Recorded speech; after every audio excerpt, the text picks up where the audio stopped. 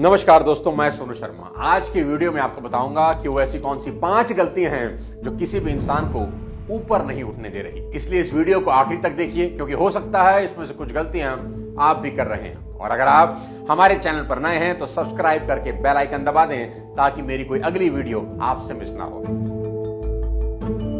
पहली गलती जो अक्सर लोग करते हैं वो है खुद पर दया करना।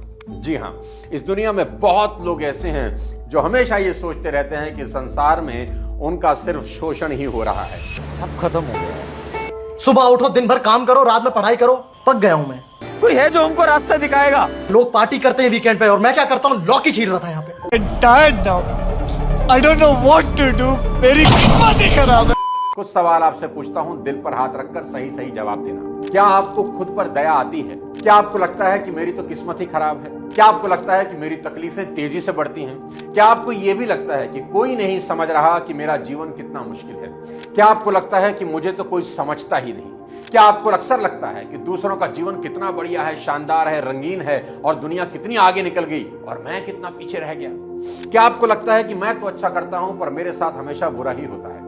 दोस्तों, अगर इन सब बातों का जवाब हां है तो आत्मदया आपको बर्बाद कर सकती है, क्योंकि आपका विचार एक दिन आपका व्यवहार बन जाएगा और जैसा आप अपने बारे में सोच रहे हैं ठीक एक दिन ऐसा ही हो जाएगा।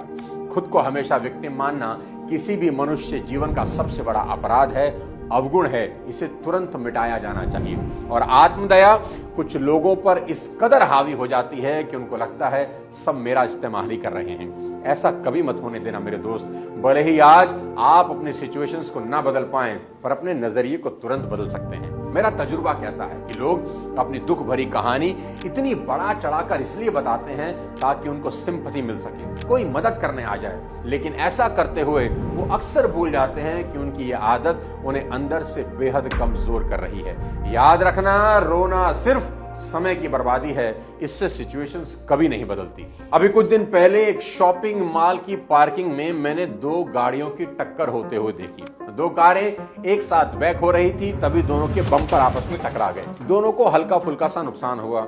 मैंने देखा उसमें से एक ड्राइवर बाहर कूदा और चिल्लाकर बोलने लगा, बस यही होना बाकी रह गया था।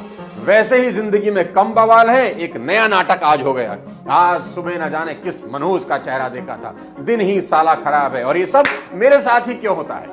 और वहीं दूसरा ड्राइवर सिर हिलाते हुए गाड़ी से बाहर आया और बहुत शांत भाव से बोला कि शुक्र है बच गए, वी आर वेरी लकी कि ज्यादा नुकसान नहीं हुआ, किसी को चोट नहीं लगी। दोनों आदमियों ने एक ही घटना का अनुभव किया, पर दोनों का नजरिया बिल्कुल अलग था। एक को खुद पर गुस्सा आ रहा था और दूसरा अपने आप को लकी मान रहा था। दोस्तों, जीवन भी ऐसा ही है। क्या घट रहा है ये महत्वपूर्ण नहीं, आप उसे कैसे देखते हैं यही आपकी जिंदगी की डायरेक्शन को डिसाइड करता है। ये ठीक आधा गिलास भरा या आधा गिलास खाली वाला ही खेल है कि चीजें कैसी हैं ये इंपॉर्टेंट नहीं, आप उन्हें कैसे देखते हो ये इंपॉर्टेंट है। बस इतना याद रखना कि सफल लोग कभी आत्मदया नहीं करते, वो कभी रोते नहीं, वो बस हर सिचुएशन को अपने लिए तोहफा ही मानते हैं। निक विजुइक इसकी सबसे बड़ी मिसाल है मेरे दोस्त। बिना हाथ पैर वाला एक इंसान पूरी दुनिया को मोटिवेट कर रहा है, लोगों को बता रहा है कि जिंदगी कितनी खूबसूरत है, इसको खुलकर जीना चाहिए। No arms, no legs. No worries, mate. I see as an opportunity. दूसरी गलती जो अक्सर लोग करते हैं और वो ये सबको खुश करने की कोशिश। मैं ऐसे कई लोगों को जानता हूं जो इस चिंता में मरे जाते हैं कि कोई मुझसे नाराज ना हो जाए। सवाल आपसे पूछता हूं, पहला, कोई आपसे नाराज हो जाएगा ऐसा सोचकर क्या खुद परेशान महसूस करते हैं आप? दूसरा सवाल, क्या आपको अपनी बात जोरदार तरीके से रखने की बजाय लोगों की हां में हां मिलाना ही अच्छा लगता है? तीसरा सवाल, आप तब भी सॉरी बोल रहे हैं जब आपकी गलती नहीं होती। और ऐसा कितनी बार होता है जब आपको बुरा भी लगता है तब भी आप किसी को कुछ नहीं बताते, और जब लोग आपसे हेल्प मांगने आते हैं तो आप हां ही कर देते हैं, चाहे आप उस काम को करना चाहते हो चाहे नहीं। अगर आपने कोई पार्टी दी है और लोगों को मजा नहीं आ रहा तो आपको लगता है मैं ही जिम्मेदार हूं, तभी शायद लोगों को मजा नहीं आ रहा। और जब आपके आसपास कोई परेशान होता है तो क्या आपको लगता है कि इसको खुश करने की जिम्मेदारी मेरी ही है? दोस्तों, अगर इन बातों का जवाब हां है तो आपका जीवन एक इम्पॉसिबल काम करते हुए बीत रहा है, और वो काम है सभी को खुश करना।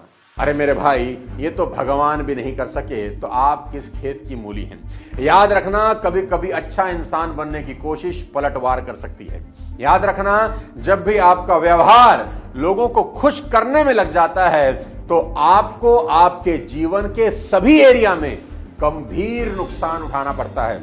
यह भी नोट कर लेना कि हर इंसान को खुश किया ही नहीं जा सकता, यह असंभव है। और लोगों को खुश करने के लिए ईश्वर ने आपको नीचे नहीं भेजा है। जब आप हर किसी को खुश करने की चिंता छोड़ देते हैं ना, तो देखना आपको कई प्रॉफिट होंगे। आपका आत्मविश्वास आसमान छूने लगेगा।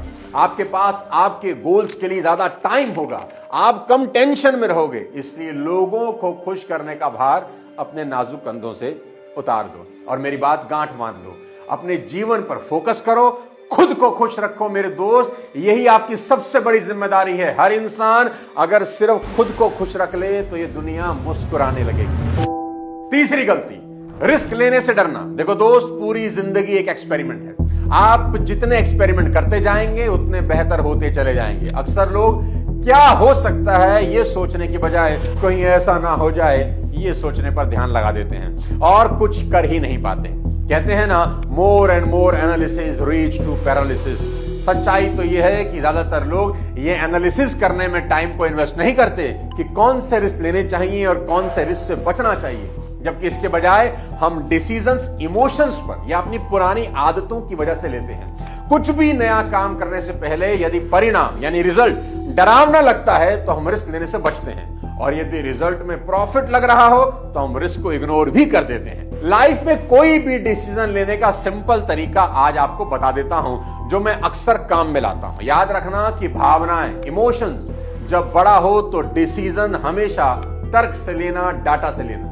And don't ever take decisions based on emotions because when emotions are high, intelligence go low. जैसे कई लोग जहाज में बैठने से घबराते हैं। देखना, बहुत लोग ऐसे होंगे जो डरते हैं जहाज में बैठने से। कई लोग तो इतना डरते हैं कि वो जहाज के बजाय कार से जाना पसंद करते हैं। लेकिन कार चलाने का उनका डिसीजन भावनाओं पर आधारित होता है, तर्क पर नहीं। तर्क कहता है कि किसी कार एक्सीडेंट में मरने वालों की प्रोबेबिलिटी 5000 में से 1 होती है, जबकि प्लेन एक्सीडेंट से मरने वालों की संख्या 1 करोड़ में 1 होती है। यानी जहाज सेफेस्ट जर्नी है। इसलिए डिसीजन हमेशा तर्क के बेसिस पर लेना, इमोशंस के बेसिस पर नहीं। मैं अपनी लाइफ के मैक्सिमम डिसीजंस इमोशंस में नहीं, डेटा को सामने रखकर लेता हूं। आज ज्यादातर लोगों के डिसीजंस उनकी लाइफ के पर्सनल एक्सपीरियंस पर आधारित होते हैं, और बहुत सारे लोग तो ऐसे भी हैं जो अपने डिसीजंस अंधविश्वासों के कारण भी ले लेते हैं। आप हैरान होंगे सुनकर कि हर महीने की जो 13 तारीख होती है ना, उसमें जहाज में यात्रा करने वालों की संख्या कम हो जाती है, क्योंकि 13 को हम अनलकी मानते हैं। इसलिए किसी होटल की लिफ्ट में आपको 13th फ्लोर नहीं मिलता। लेकिन इंसान को जीवन में आगे बढ़ने के लिए रिस्क लेना बहुत ही जरूरी है। पर याद रखना, जब भी आप किसी बड़े फायदे की पॉसिबिलिटी देखते हैं तो अक्सर धोखा खाने की पॉसिबिलिटी भी बढ़ जाती है। देखो, सीता माता ने सोने का हिरण देखा, बड़ा फायदा दिख रहा था और धोखा खा गई। एक अलौकिक मृग हमारे आश्रम के पास घूम रहा है। लगता है सीता मृग को पाए बिना मानेगी नहीं। चौथी और बेहद इंपॉर्टेंट गलती जो किसी इंसान को नहीं करनी चाहिए लेकिन मैक्सिमम लोग कर रहे हैं, और वो है पास्ट में अटके रहना। कई बार लोग उन चीजों में अटके रहते हैं जो बरसों पहले हुई थी। अच्छा, सच सच बताओ, क्या आपका मन होता है कि रिवाइंड बटन दबाकर अपने जीवन के कुछ हिस्सों को अपने से अलग कर दें कि काश मैं ये बदल पाता? क्या आप बहुत सारा समय ये सोचने में लगाते हैं कि अगर थोड़ा अलग रास्ता चुना होता तो जीवन अलग हो सकता था? कई लोगों को ऐसा भी लगता है कि जिंदगी के अच्छे दिन बस अब बीत चुके हैं और अतीत की यादें आपके मन में किसी फिल्म की तरह चलती रहती हैं। और क्या आपको आपके पास्ट पर शर्मिंदगी होती है? दोस्तों, हालांकि आत्मचिंतन अच्छा होता है, लेकिन अपने पास्ट पर फोकस करना आपके लिए डिजास्टर हो जाता है, क्योंकि ये आपको प्रेजेंट का मजा लेने से रोक देता है और फ्यूचर की प्लानिंग तो बिल्कुल नहीं करने देता। अतीत में रहना, पास्ट में रहना आपको वर्तमान से भटका देता है। और मजे की बात यह है कि लोग सिर्फ दुख की घटनाओं की वजह से ही पास्ट पर फोकस नहीं करते।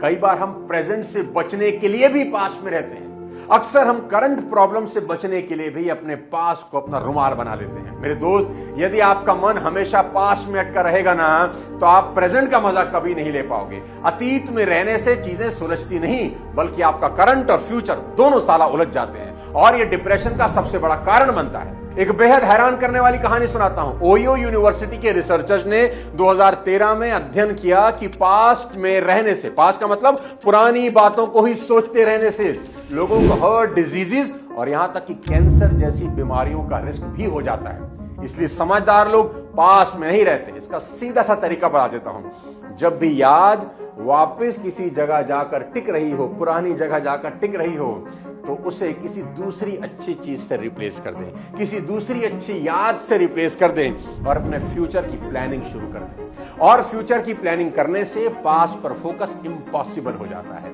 तुरंत अपने शॉर्ट टर्म और लॉन्ग टर्म दोनों तरह के गोल बनाएं और फिर उन्हें हासिल करने के लिए जी जान से जुट जाएं। आखिरी में इतना ही बता देता हूं कि जो जीवन बीत गया उसे ना वापस लाया जा सकता है, ना बदला जा सकता है, लेकिन जो जीवन बच गया उसे बेहद शानदार बनाया जा सकता है। पांचवी गलती, परिवर्तन से घबराना। यह बात समझना बहुत जरूरी है मेरे दोस्त कि change is the only constant thing. एक बार एक बहुत बड़े स्पीकर कहीं लेक्चर दे रहे थे, तो अचानक बात करते करते उन्होंने एक बात बोल दी जिससे झगड़ा शुरू हो गया। क्या बात बोल दी? उन्होंने कहा कि हमारे पूर्वज कभी बंदर थे। ठीक, अब जब ऐसा उन्होंने कहा कि हमारे पूर्वज कभी बंदर थे, तो नीचे झगड़ा शुरू हो गया। उन्होंने कहा आपने हमारे पूर्वजों को बंदर कैसे कह दिया, ये वो, लड़ाई धक्का मुक्की। इतने में एक चप्पल किसी ने स्पीकर में ही चला दी। आधे लोग निकल के बाहर चले गए कि हमें नहीं सुनना इस आदमी को, ये हमारे पूर्वजों को बंदर कह रहा है। कुछ लोग रुके रहे जो कह रहे थे कि भाई बात तो ठीक है ना, हमारे पूर्वज पहले बंदर तो थे ही।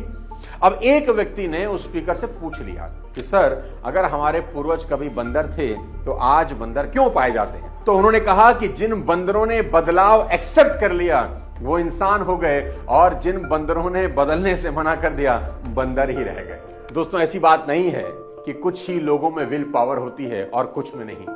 बात तो बस इतनी सी है कि कुछ लोग बदलने के लिए तैयार होते हैं और कुछ नहीं। हालांकि ये कहना बहुत आसान होता है कि आप बदलना चाहते हैं, लेकिन सक्सेसफुली बदलना बहुत मुश्किल होता है, क्योंकि हमारे विचार और इमोशंस अक्सर हमें हमारे व्यवहार में चेंज ही नहीं करने देते, भले ही उससे हमारा जीवन बेहतर ही क्यों ना बनता हो। कई लोग ऐसे चेंज करने से भी घबराते हैं जिन्हें करने से उनका जीवन बेहतर ही बनेगा। मेरी बात याद रखना कि चेंज ना होने के कारण आप कभी कोई नई चीज नहीं सीख पाएंगे। आप बदले ना बदले, संसार तो बदल ही रहा है और बहुत तेजी के साथ बदल रहा है। फ्लाइंग टैक्सीज बहुत जल्दी आपको बेंगलोर में उड़ती हुई दिखाई देंगी। ड्राइवरलेस कार ऑलरेडी इस दुनिया में शुरू हो चुकी है। एआई के इस दौर में सब तेजी के साथ बदल रहा है और ऐसा सोचना तो मूर्खता ही होगी कि हम नहीं बदलेंगे तो कोई नहीं बदलेगा। और याद रहे कि अगर आप हर चीज को हमेशा एक ही तरीके से करते रहेंगे तो सबसे बड़ा रिस्क यही है, क्योंकि आप पीछे रह जाएंगे। चेंज हुए बिना आपका जीवन बेहतर हो ही नहीं सकता। कागज पर लिख कर दे सकता हूं, और आप जितने समय तक इंतजार करेंगे ये उतना ही मुश्किल होता जाएगा।